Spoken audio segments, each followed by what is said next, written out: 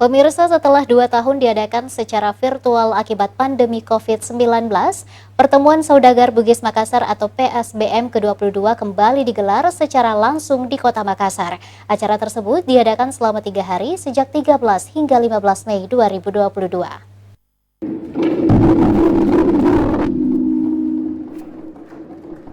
Wakil Presiden Republik Indonesia periode 2014-2019, M. Yusuf Kalla, resmi membuka acara Pertemuan Saudagar Bugis Makassar atau PSBM ke-22 di Hotel Claro Makassar pada Sabtu siang.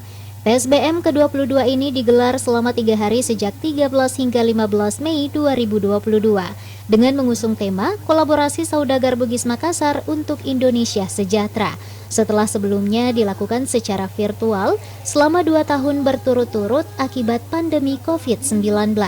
Sejumlah tokoh nasional dan pejabat dari berbagai daerah yang berdarah Bugis Makassar turut hadir dalam acara tahunan tersebut, seperti mantan Menteri Pertanian Republik Indonesia, anggota DPR RI, Hakim Agung Republik Indonesia, Wali Kota Makassar, Wali Kota Parepare, Bupati Wajo, Bupati Luwu, dan beberapa tokoh serta pejabat daerah lainnya.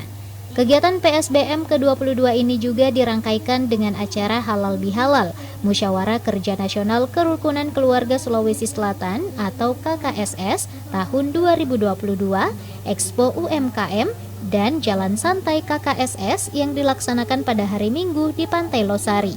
Fitri Hairunisa, Celebes TV. Dan dapat digunakan